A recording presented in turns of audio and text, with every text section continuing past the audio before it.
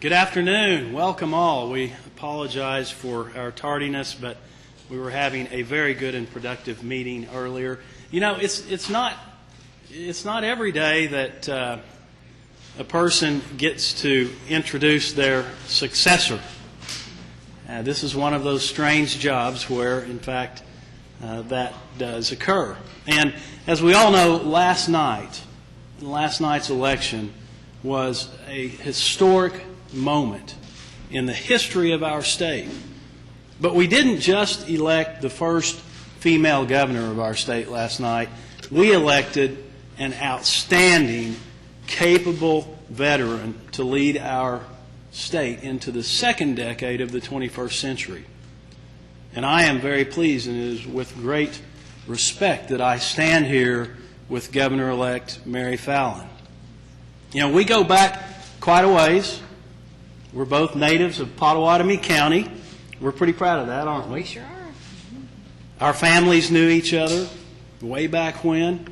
We worked together in the state legislature. We worked together as governor and lieutenant governor. We've worked together as governor and congresswoman.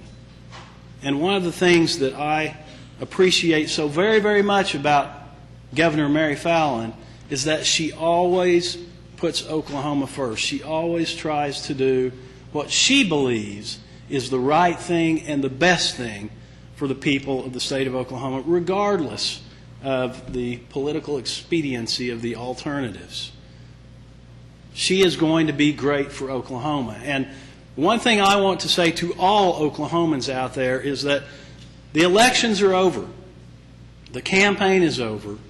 We do have some challenging times ahead, not insurmountable, but challenging. And the time is now for us to put aside our differences and to come together, not as Republicans and Democrats or independents, but as Oklahomans, and rally around our new governor and support our new governor and help her do her job. The legislature needs to do that also. So, it is with great pleasure that I introduce to you the first female governor of the state of Oklahoma, an outstanding individual who will lead our state with distinction, the Honorable Mary Fallin. Thank you, Governor.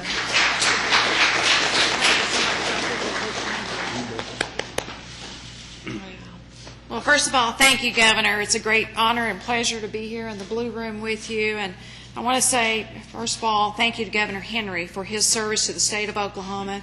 As the Governor mentioned, I've had the opportunity to know him since we grew up in the same county, and both our parents were involved in politics and community service back a long time ago. So it's been a great pleasure to be able to work with him, whether it's been in the legislature as lieutenant governor and certainly as a member of Congress and governor, working together on issues that affect our state.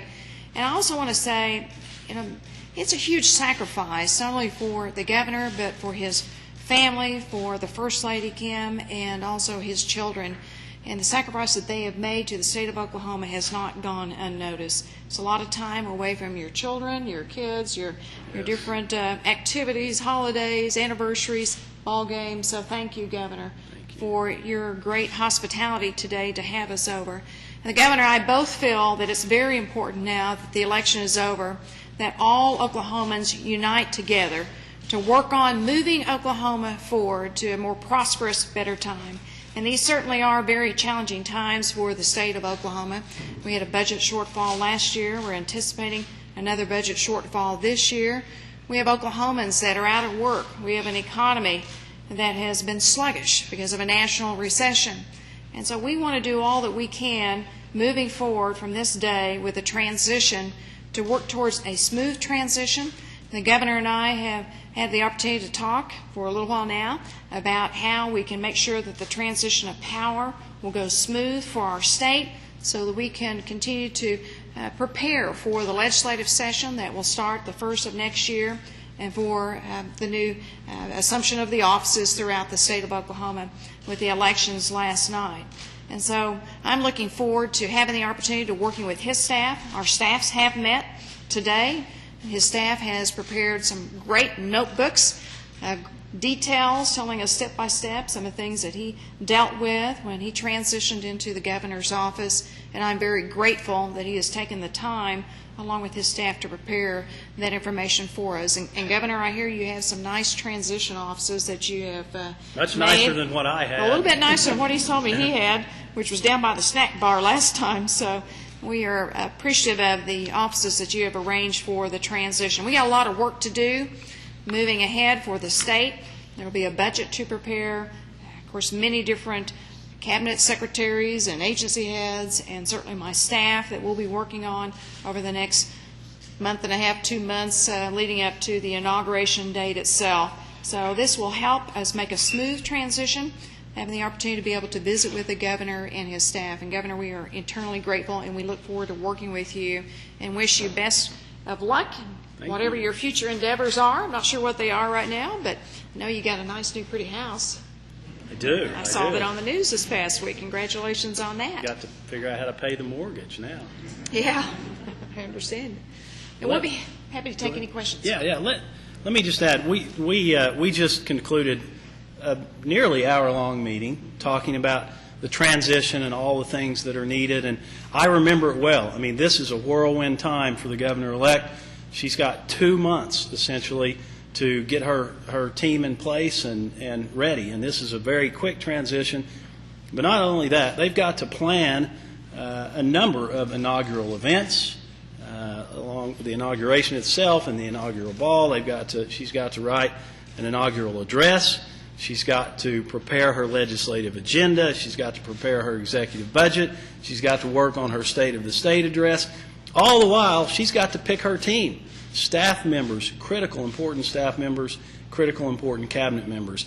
I've been through it. It's a difficult process, but it can be done. And as I said, I want all Oklahomans to rally behind and support our new governor in her quest to lead our state.